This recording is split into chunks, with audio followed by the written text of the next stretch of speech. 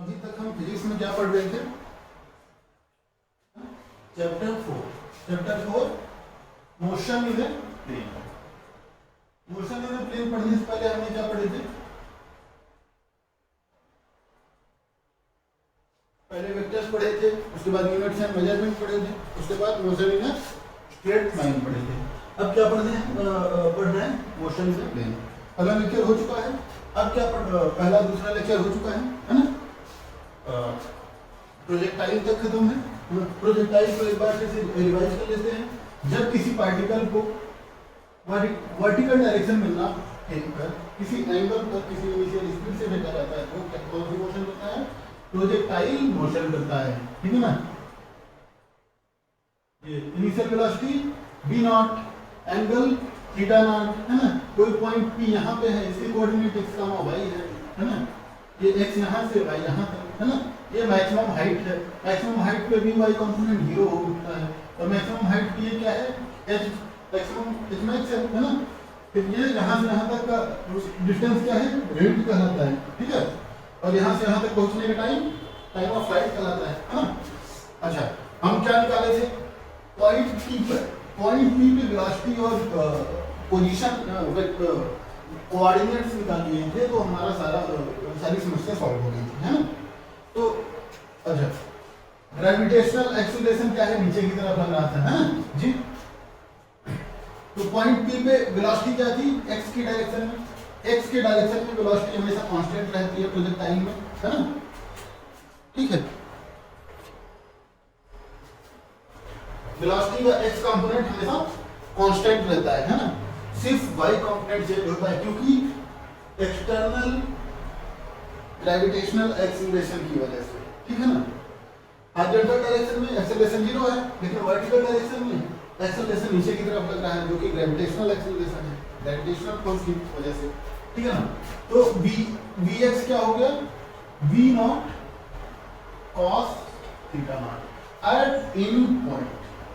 इसके पाथ पे हर एक पॉइंट पे ये कांस्टेंट ही रहेगा, v naught cos theta naught, है ना? ये समान रहेगा। vy क्या था? v naught sin theta naught. v equal to velocity equal to u minus gt, है ना? v naught cos theta naught vertical component minus gt। Point p पे क्या आ गया? वेलोसिटी के दोनों कंपोनेंट आ गए, है ना? अब पोजीशन इक्वल टू क्या हो? x इक्वल टू, अगर t टाइम में पहुंचा है तो क्या हो गया? vx इंटू t, है ना? vx इंटू t मतलब v naught cos theta naught into t। और y कोऑर्डिनेट क्या था? यहाँ से यहाँ तक डिस्प्लेसमेंट क्या हुआ? टाइम t में। Equation number second, y equal to u naught t, vertical direction में u नॉट क्या हुआ? v naught sin theta naught, है ना? Into t minus half gt square, है ना? इससे हमने कुछ फॉर्मूले निकाले थे। क्या? पहला, मैक्सिमम हाइट तक पहुंचने का फॉर्मूला क्या निकाला था? मैक्सिमम हाइट तक का फॉर्मूला क्या निकाला था? टाइम t मैक्सिमम, इससे निकला था। वेलोसिटी का वर्टिकल कंपोनेंट 0 है मैक्सिमम हाइट पे, तो क्या आ गया?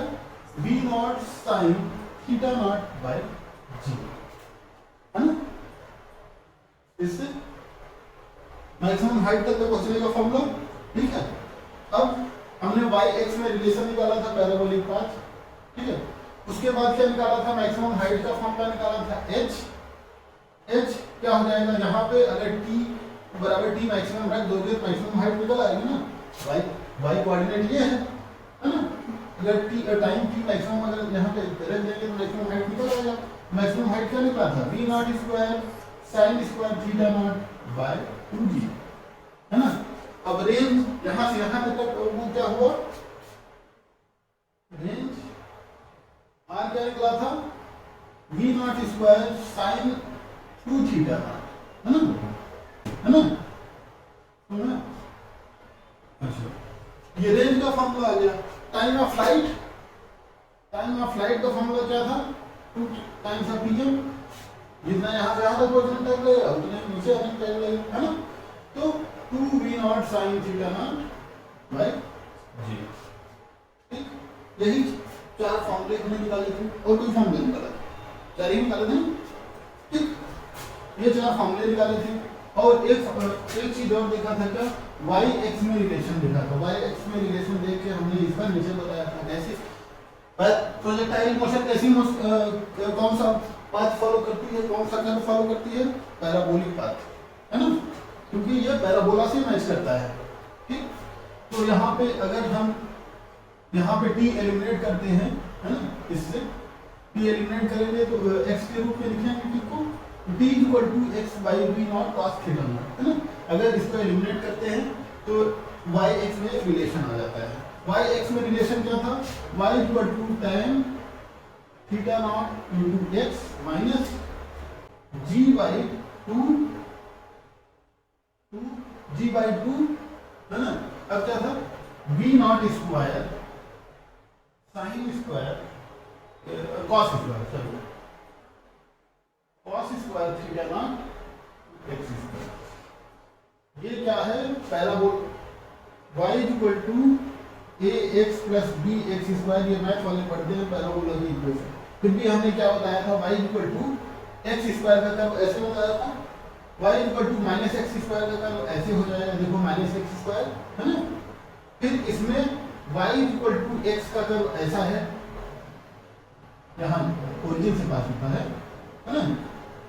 y इक्वल टू एक्स का कर्व क्या है, ऐसे ओरिजिन से पास हो रहा है ना, स्ट्रेट लाइन। ठीक, जब ये जुड़ेगा दोनों, है ना, दो कर्व जुड़ रहे हैं यहाँ पे, ये दो माइनस का कर्व हमने बना दिया ना, माइनस ये जुड़ेगा, दोनों जुड़ेगा तो लगभग ये ऐसा आएगा। ठीक है, तो पैराबोलिक समझना।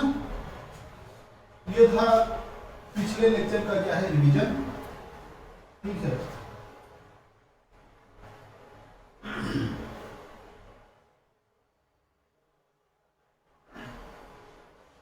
अब मोशन इन प्लेन का कुछ एनसीईआरटी की एक्सरसाइज करते हैं। देखो, वेक्टर की एक प्रॉपर्टी पढ़े थे, वेक्टर की प्रॉपर्टी क्या थी, किसी वेक्टर में अगर किसी कांस्टेंट से मल्टीप्लाई करते हैं तो वेक्टर ही आता है ना। वेक्टर में कांस्टेंट या स्केलर, है ना, से मल्टीप्लाई देखो करने पर वेक्टर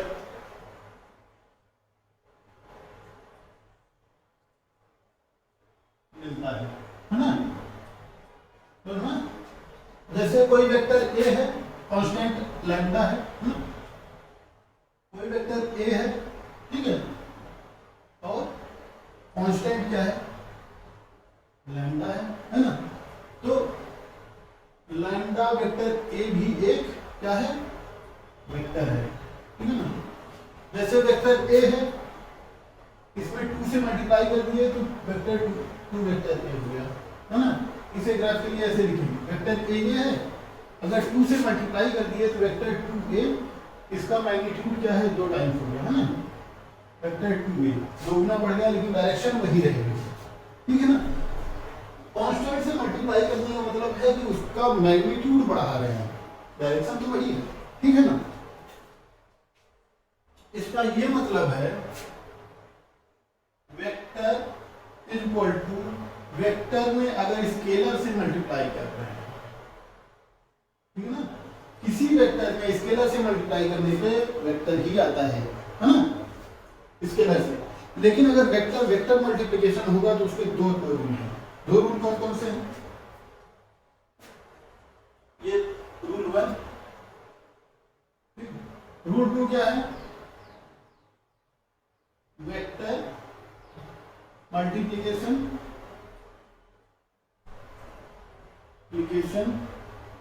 विद वेक्टर, है ना। इसके दो रूल हैं, क्या, एक डॉट प्रोडक्ट और एक क्रॉस प्रोडक्ट, है ना। डॉट प्रोडक्ट क्या आता है, स्केलर आता है, और क्रॉस प्रोडक्ट क्या आता है, वेक्टर आता है, ठीक है ना। देखो, तो जब दो वेक्टर मल्टीप्लाई हो रहे हैं, जरूरी नहीं वो वेक्टर ही हो, स्केलर भी हो सकता है। ये देखना पड़ेगा किस टाइप का मल्टीप्लिकेशन है, ठीक है ना। क्रॉस प्रोडक्ट का एग्जांपल क्या है, vector b equal to vector r cross vector omega, है ना। तो वेलोसिटी r और ओमेगा से आगे ये पढ़ाएंगे रोटेशनल मोशन में, है ना। तो देखो वेक्टर r क्या है, पोजीशन वेक्टर है, ओमेगा क्या है, एंगुलर वेलोसिटी है ना, एंगुलर वेलोसिटी की, ठीक है, ये बात बताइए, ठीक है। ये दोनों वेक्टर हैं, इनका क्रॉस प्रोडक्ट हुआ तो वेक्टर आया, है ना। वैसे भी क्रॉस प्रोडक्ट बताया था, तो क्या बताया था, vector A cross vector B का क्रॉस प्रोडक्ट क्या होता है, दोनों के प्लेन के वर्टिकल डायरेक्शन में होती है, उसकी डायरेक्शन बताया था ना। तो देखो दो वेक्टर का क्रॉस प्रोडक्ट क्या है, क्रॉस ही आया, वेक्टर ही आया, सॉरी। जैसे वर्क है, work vector F dot vector S, तो ये क्या आया, एफ एस कॉस थीटा, ठीक है। एस मतलब डिस्प्लेसमेंट है ना, ये डॉट प्रोडक्ट है, तो इसका ये जो आया रिजल्ट जो आया वर्क का, ये क्या आया, क्या आया, स्केलर आया। तो दो वेक्टर्स का प्रोडक्ट जो है जरूरी नहीं कि सिर्फ वेक्टर ही आए, स्केलर भी आता है ना। स्केलर है या वेक्टर है,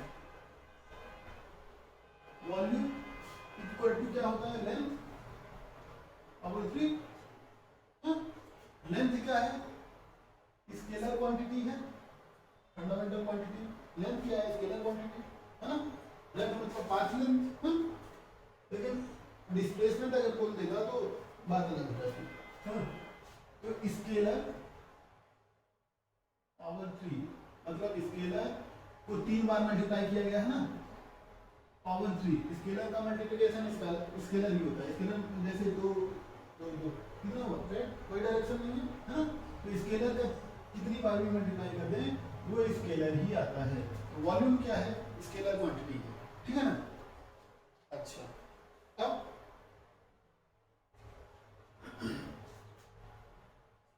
मास फंडामेंटल क्वांटिटी है, हमको सबको पता है ये स्केलर क्वांटिटी है, ठीक है ना, इसमें डायरेक्शन नहीं होता। स्पीड, स्पीड क्या है, स्पीड क्या है, स्केलर है, कैसे स्केलर है, speed equal to path length, है ना, पाथ लेंथ बाय टाइम, ठीक है। पाथ लेंथ क्या है, स्केलर है, अपॉन टाइम, टाइम क्या है, टाइम भी स्केलर है ना। स्केलर का डिवीजन भी स्केलर से हुआ तो क्या हो गया, स्केलर हो गया, है ना।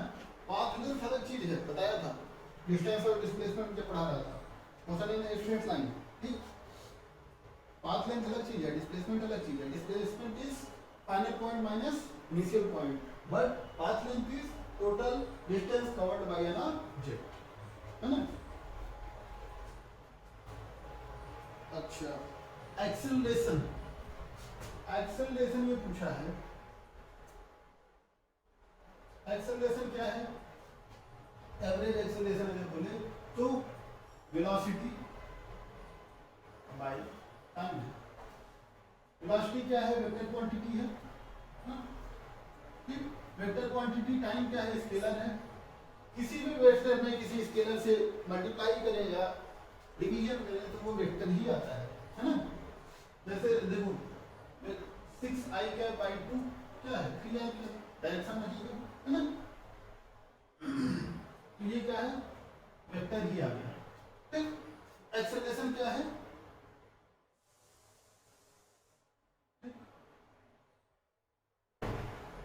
डेंसिटी क्या है, मास over volume, mass by volume, है ना। मास क्या है, स्केलर है,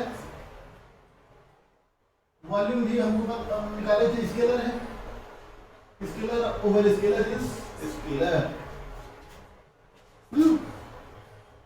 अच्छा, number of moles, number of moles, moles is equal to mass of substance upon molar mass, है ना। मास क्या है, मास क्या है, स्केलर है, scalar upon scalar is equal to scalar, ठीक है। एंगुलर फ्रीक्वेंसी पूछा है,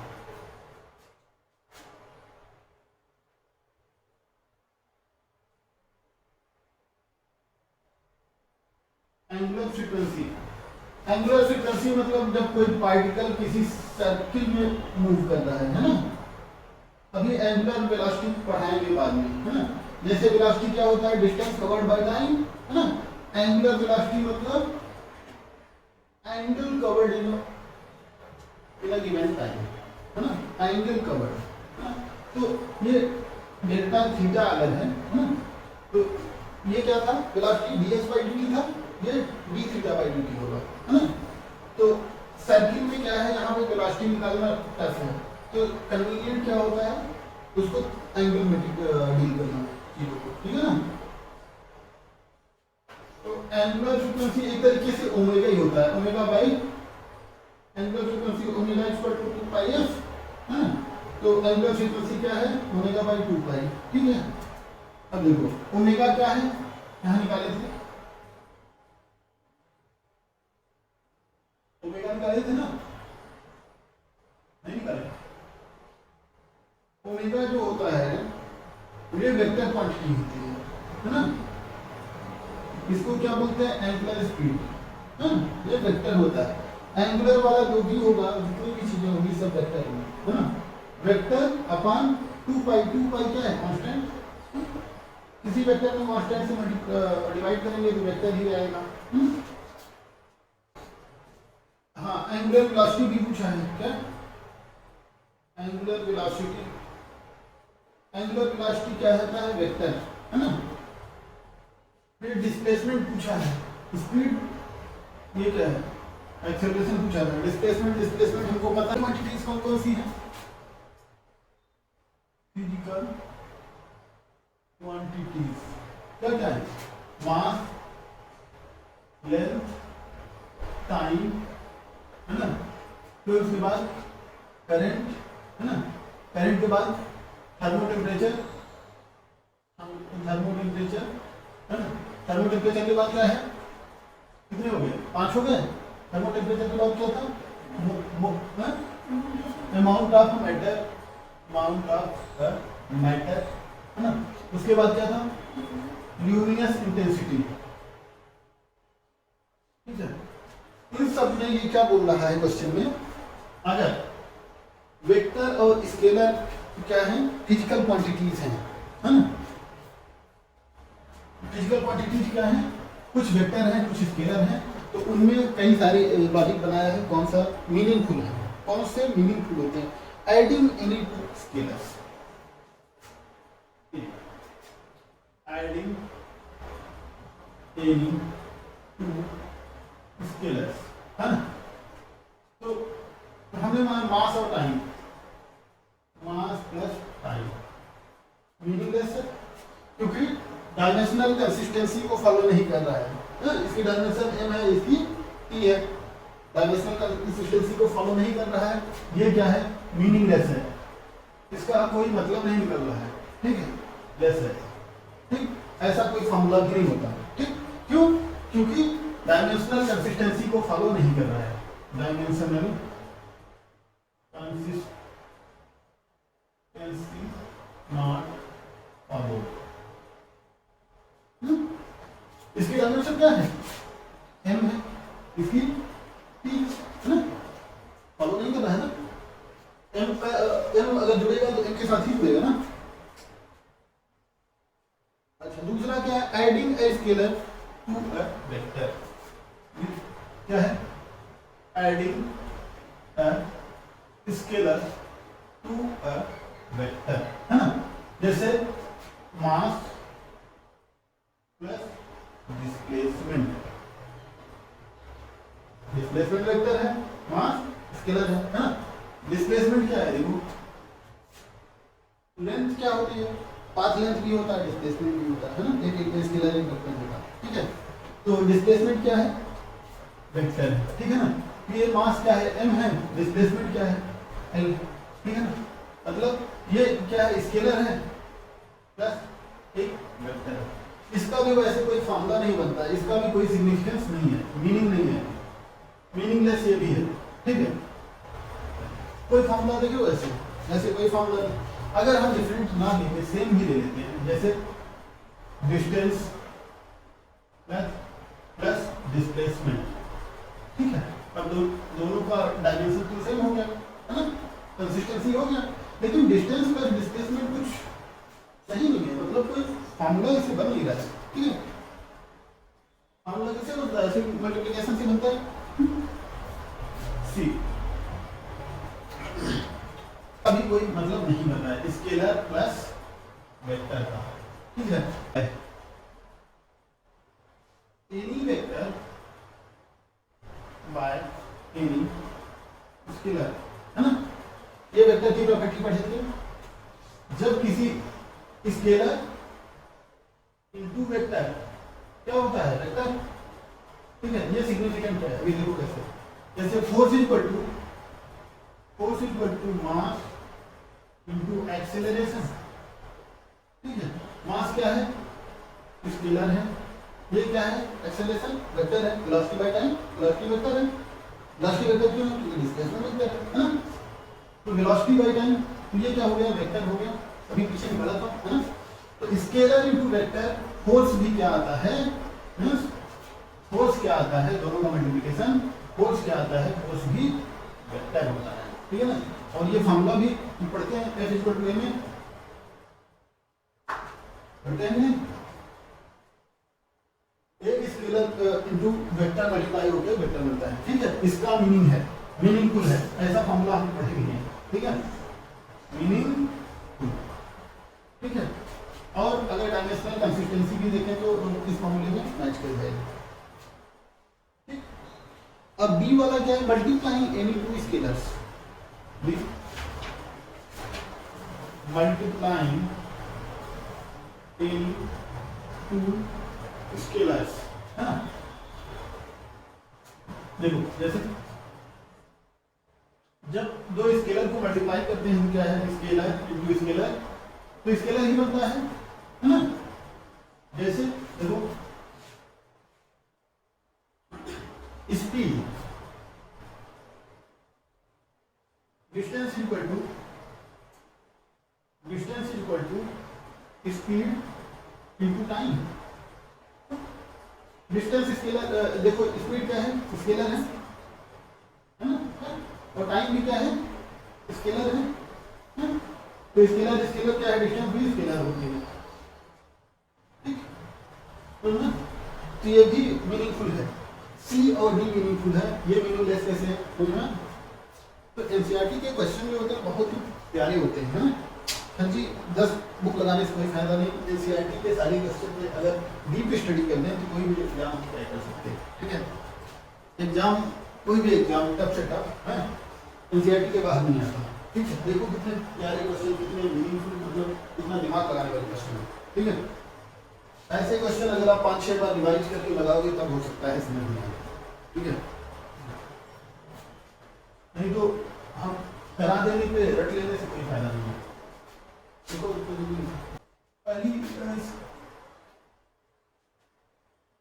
इनइक्वालिटी क्या है, vector a plus B vector का होल वेक्टर, है ना। तो whole mod is equal to mod of vector a plus mod of vector b, है ना। देखो कोई वेक्टर अगर ये है, वेक्टर अगर p है, OP, है ना, ये वेक्टर है। अगर इसका मॉड ले लिए तो स्केलर वैल्यू आ जाती है ना। मॉड ऑफ OP क्या है, स्केलर, है ना। जैसे वेक्टर OP क्या है, 3i cap plus 4j cap, है ना। अब मॉड OP क्या है, √3 square plus 4 square √25 equal to 5। तो ये क्या है, स्केलर और ये वेक्टर है, ठीक है ना। तो किसी भी वेक्टर का मॉड जो है वो स्केलर हो जाता है ना। तो वेक्टर A है, इसका मॉड क्या है, ये स्केलर है, इसका मॉड ये स्केलर है ना।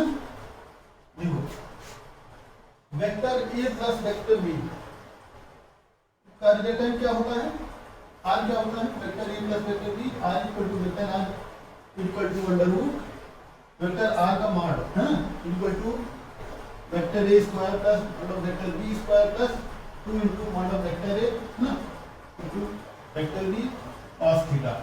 हां अगर थीटा दोनों के बीच का एंगल है, vector A and vector B के बीच का एंगल है, पढ़ा चुका हूं पहले फॉर्म ऑफ लॉ।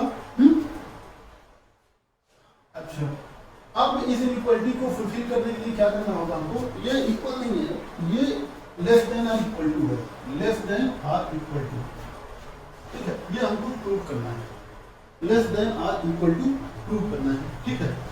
तो देखो ये इतना हो गया,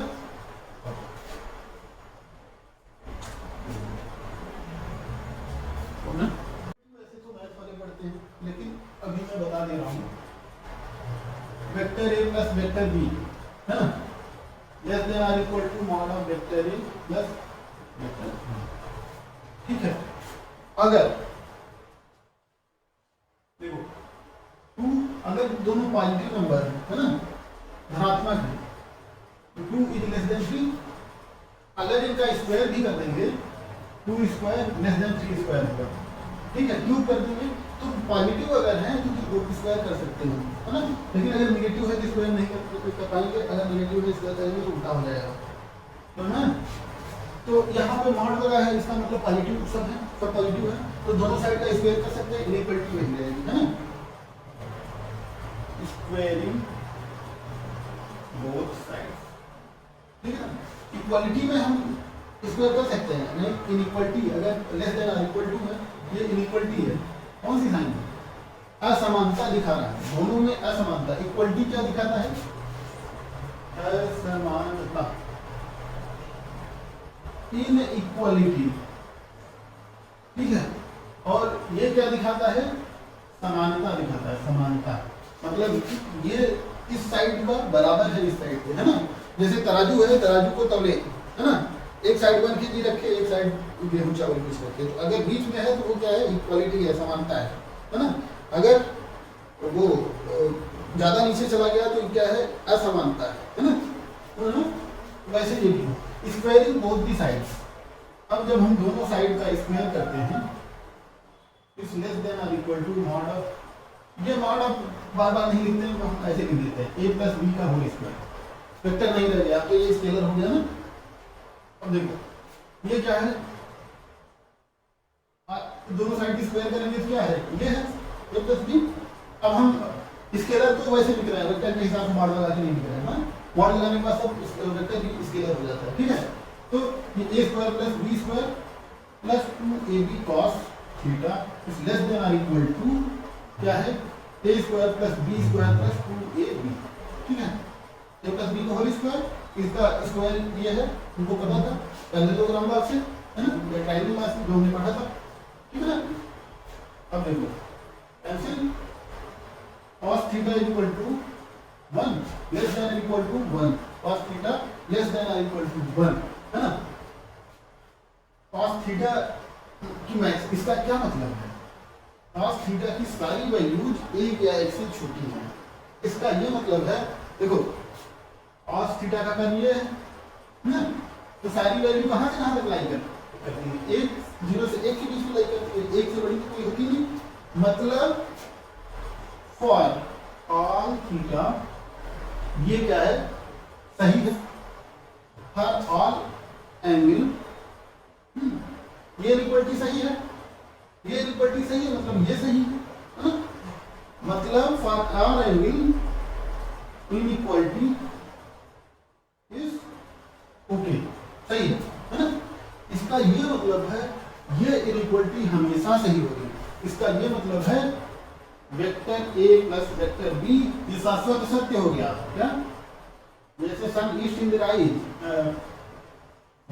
सन राइजिंग इन द ईस्ट, जैसे सूरज पूरब से निकलता है पश्चिम में, वैसे ये भी शाश्वत सिद्ध हो गया है ना, कि ये इनइक्वालिटी में ऐसे होगा ही है ना,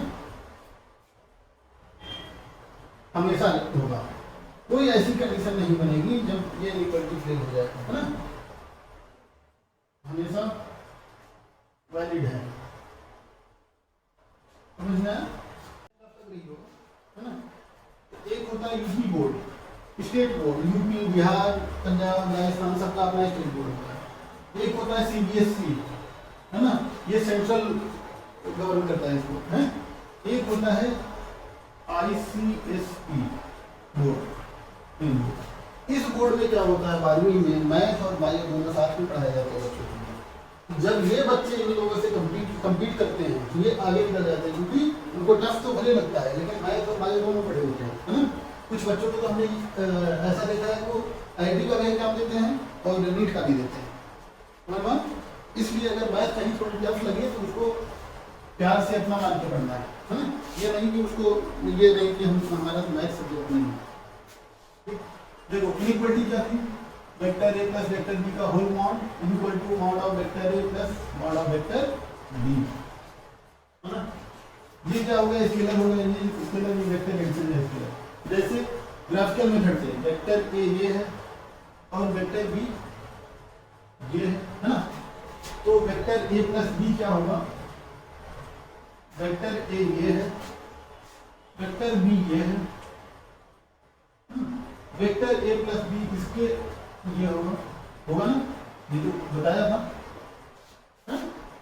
अब इन दो वेक्टर्स के बीच का एंगल क्या है, थीटा है। यहाँ पर भी ऐसे ये करेंगे, वेक्टर शिफ्टिंग करेंगे, पैरेलल में शिफ्ट कर सकते हैं कि ये भी एंगल थीटा होगा, है ना।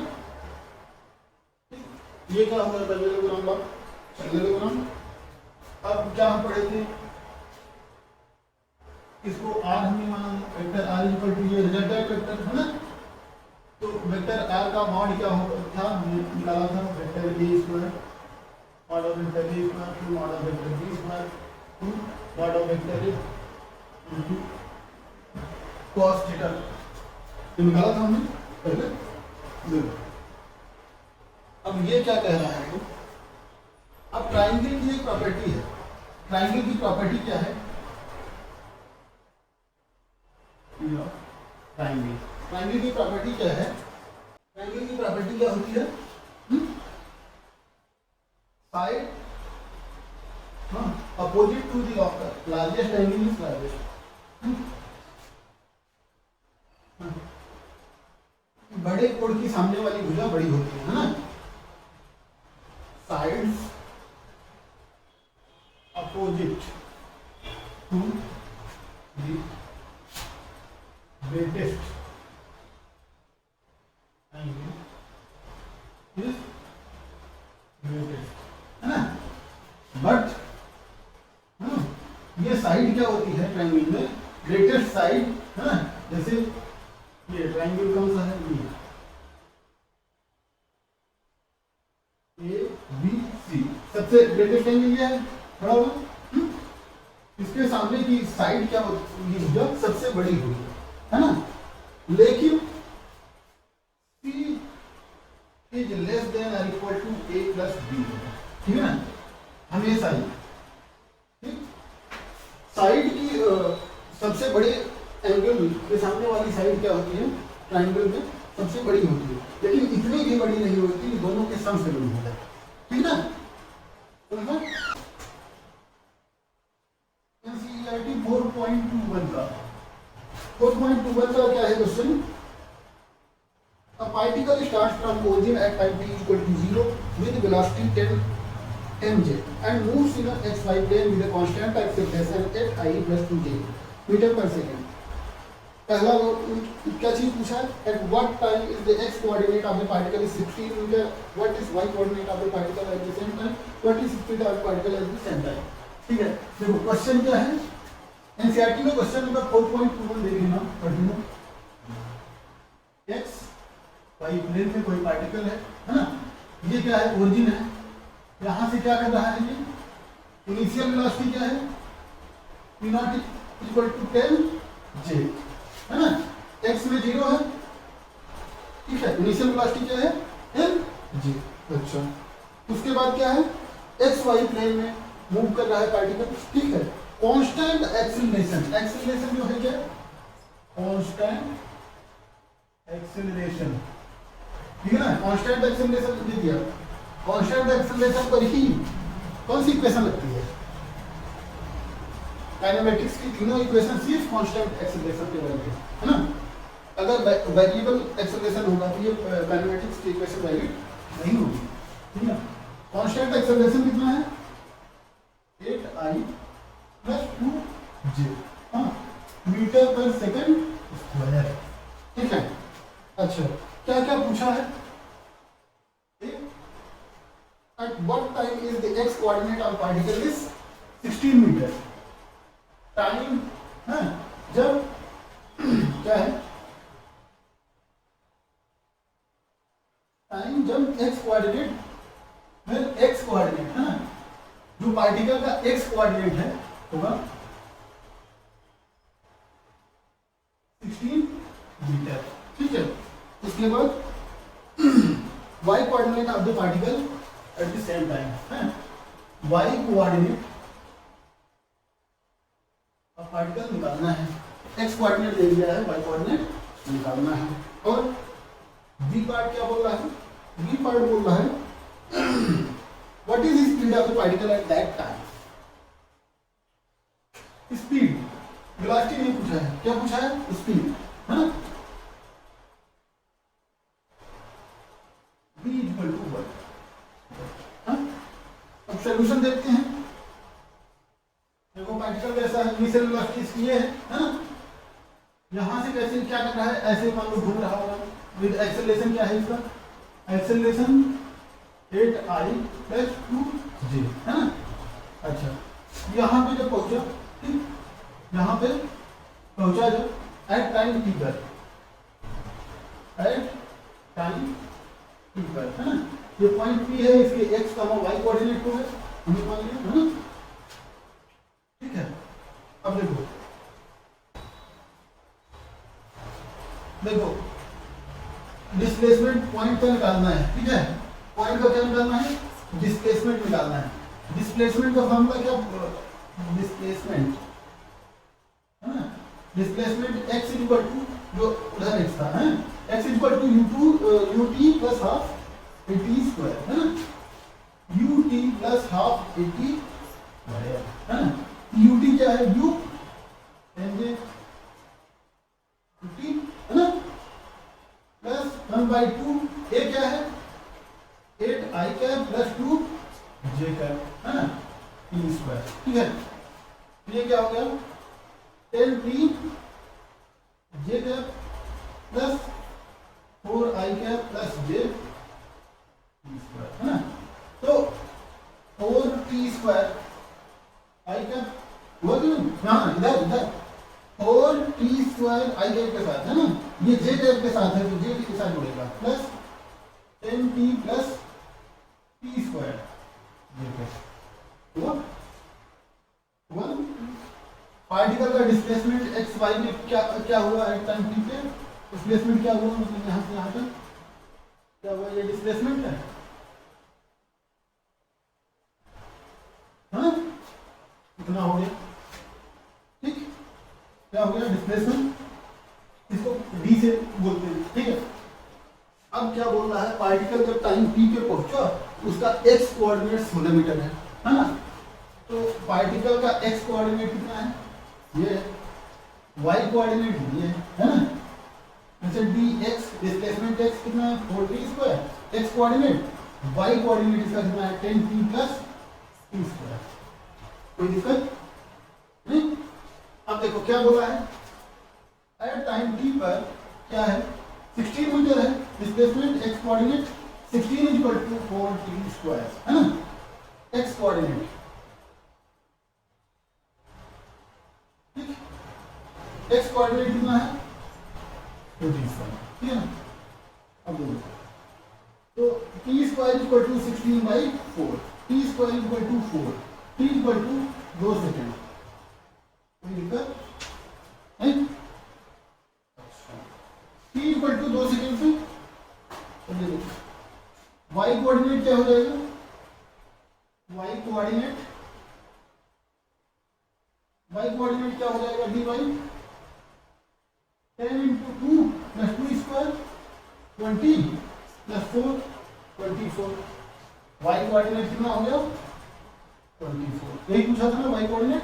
अब डिस्प्लेसमेंट क्या हो जाएगा, displacement d equal to 16 i cap plus 24 j cap, है ना। ये at time at t equal to 2 second पर, t इक्वल टू 2 सेकेंड पर डिस्प्लेसमेंट ये हो गया, है ना। पता चल गया, हमको स्पीड पता करना है, ठीक है। क्या है, स्पीड पता करना है, चाहे डिस्प्लेसमेंट को डिफरेंशिएट कर दें या v equal to ut plus half v equal to u plus 80 से निकाल लें, चाहे जैसे निकाल लें जैसे मिले, है ना। तो पार्ट b क्या है, चाहे इसको डिफरेंशिएट कर दें, डिस्प्लेसमेंट पहले निकाल लिए थे, है ना। v equal to u plus 80, है ना। v क्या हो गया वेलोसिटी, स्पीड क्या हो गया, u क्या है 10 j प्लस 8i, एक्सेलरेशन क्या है 8i plus 2j into time 2 second, है ना। तो ये क्या हो गया 10j plus 16i plus 4j, है ना। तो ये क्या हो गया 16i cap plus 14j cap. तो स्पीड जो है, स्पीड जो होगी, स्पीड ये वेलोसिटी है वेक्टर पे आए, है ना। स्पीड जो होगी, ये तो स्केलर होता है ना, mod of B 15 square plus 14 square, कितना हो गया 16 स्क्वायर, अच्छा मुझे 16 था 25, 256 प्लस 14 स्क्वायर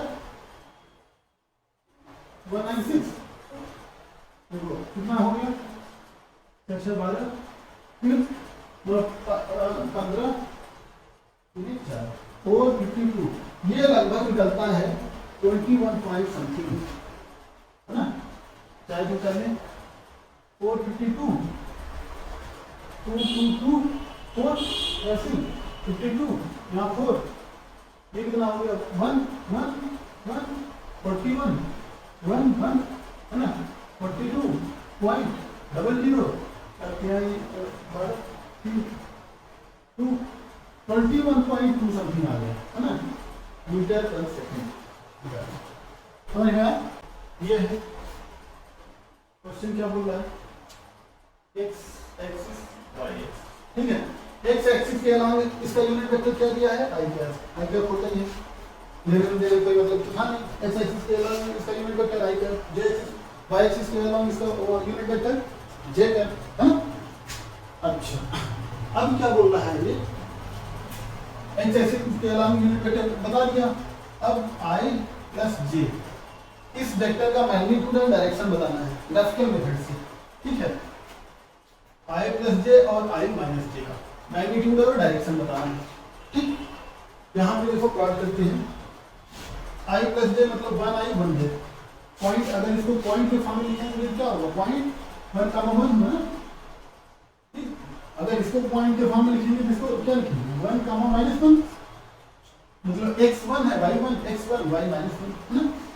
देखो अगर यहाँ पे 1 ले रहे हैं हम, इधर भी 1, तो 1 कहाँ हो गया, ये हो गया पॉइंट P 1 है ना। ओरिजिन से जब इसको मिलाएंगे ये क्या हो गया, ओपी वेक्टर हो गया, मतलब i प्लस j, ठीक है। अब दूसरा वेक्टर क्या है i माइनस j, है ना। y axis minus y axis, इधर देखो, इधर y का -1 है, इधर x का -1 है। हमको क्या निकालना है, x1 है और y -1, मतलब ये आएगा x1 है ना, y इधर चला -1 नीचे की तरफ चलना होगा, है ना। तो पॉइंट q 1 -1, तो q वेक्टर जो है यही तो है i minus j vector, i क्या माइनस, ठीक। अच्छा अब इसका मैग्नीट्यूड क्या होगा, तो p वेक्टर का मैग्नीट्यूड क्या होगा, √1² + 1² तो √2, मैग्नीट्यूड 2 होगा।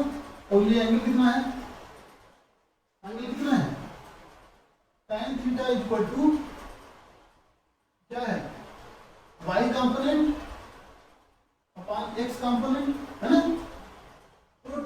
थीटा क्या हो गया 1/1/1 theta equal to 45 degree. tan 45 की वैल्यू 1 होती है ना, तो थीटा इक्वल टू 45 डिग्री है ना। ये कितना आ गया 45 डिग्री। समझ गया कोई दिक्कत है? अब यहाँ पे देखो ये क्या आ गया OQ वेक्टर है ना। OQ वेक्टर क्या है I माइनस j। ठीक है, तो मैग्नीट्यूड ऑफ OQ वेक्टर क्या है √1² + 1² √2 है ना।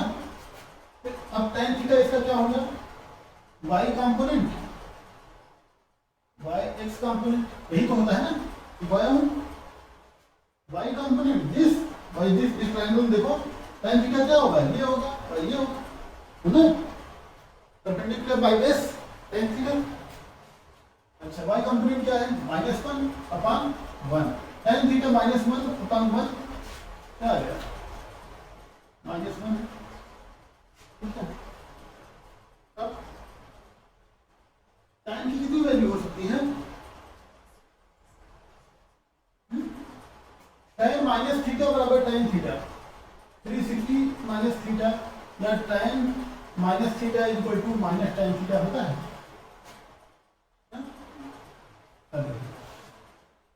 अगर होता है तो tan theta equal to tan -45 degree होगा, थीटा इक्वल टू -45 डिग्री है ना। ये यहाँ से -45 डिग्री, यहाँ से ऐसे गया यहाँ से दिक्कत हुआ, समझ गया।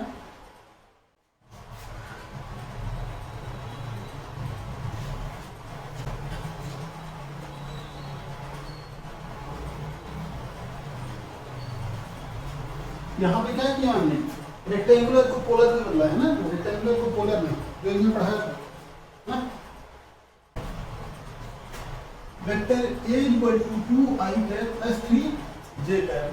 इसका बोला है ये एक्सिस ना मान के इनको एक्सिस मानना है और वेक्टर इस वेक्टर का कंपोनेंट बताना है इस एक्सिस पे और इस एक्सिस पे अलावा। ठीक है, अब इसने क्या बोल दिया ये एक्सिस नहीं है, एक्स वाई एक्सिस नहीं है, एक्सिस क्या हो गई है, एक्सिस क्या हो गई है, अब एक्सिस क्या हो गई है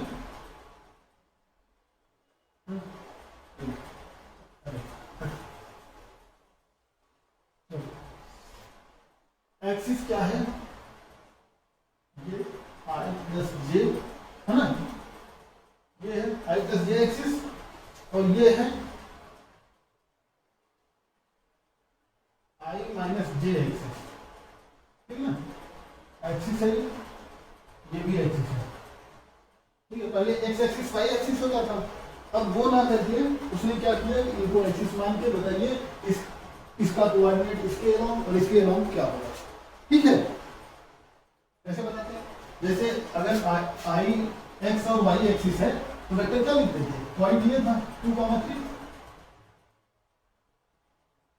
जैसे x था y एक्सिस था पॉइंट 2,3 था तो वेक्टर क्या लिखते थे ओपी वेक्टर क्या लिखते थे इक्वल टू 2i क्या + 3j है ना। वैसे अगर इसको i + j के फॉर्म में लिखेंगे i + j plus i - j। ठीक है, इसके फॉर्म में लिखेंगे तो ऐसे लिखेंगे। हमने माना क्या माना कि ये जो कांस्टेंट आएगा a होगा b होगा है ना। अभी इसे कंपेयर करा के a b को निकाल लेंगे। ठीक है, हमने क्या माना i + j के साथ जो कंपोनेंट आएगा a है माना क्या माना i + j के अलोंग कंपोनेंट क्या है a है ना। i - j के अलोंग कंपोनेंट क्या है b है। ठीक, समझ में। अब देखो इसको कंपेयर करा लें 2i + 3j equal to ai cap plus j cap b i cap minus j cap. ठीक है, अब इनको कंपेयर कराते हैं। देखो a + b i कैप है ना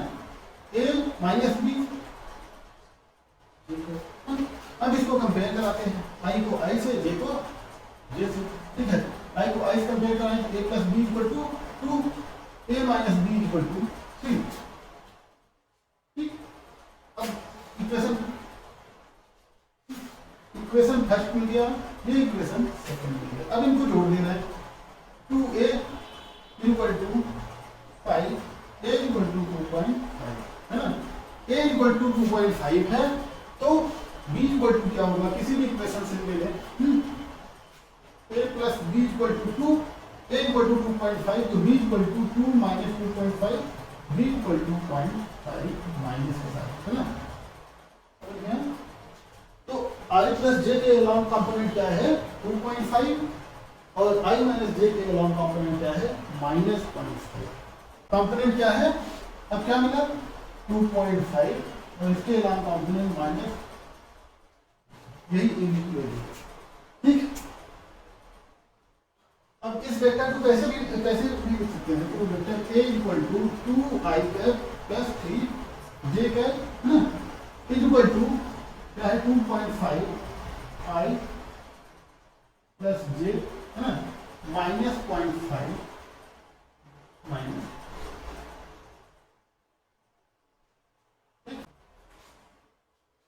टाइम है x y, ठीक है ना। डिटाइल ऐसे है ना। अब देखो यहां से क्या है v नॉट की वेलोसिटी से थीटा गया at an angle theta naught. x axis के अलॉन्ग क्या होगा v naught x, y axis के अलॉन्ग v नॉट y। ठीक, अब क्या है पॉइंट की हमने यहाँ पे माना था जिसके कोऑर्डिनेट x, y है ना। तो क्या होगा, ये पार्ट क्या पूछ रहा है, theta t equal to tan inverse dy minus dt upon dx। किसी टाइम t पे इसके वेलोसिटी वेक्टर के बीच का एंगल है ना, वेलोसिटी वेक्टर के बीच का एंगल या डिस्प्लेसमेंट का के बीच का एंगल दोनों सेम होगा। देखो यहाँ पे हमने वाला वेलोसिटी ये है ना, ये यहाँ के साथ थीटा एंगल बना दीजिए, ठीक है। यहाँ पे v x कंपोनेंट क्या होगा, v y component, v x component हर जगह सेम होगा, जो v x कंपोनेंट यहाँ पे होगा वही जो यहाँ पे है वही सेम होगा, equal to v o x होगा कि नहीं होगा, है ना x कंपोनेंट। और y कंपोनेंट देख लेते हैं, v y इक्वल टू, अब यहाँ पे ग्रेविटेशनल एक्सीलरेशन नीचे की तरफ काम कर रहा है ना, v o y equal to v o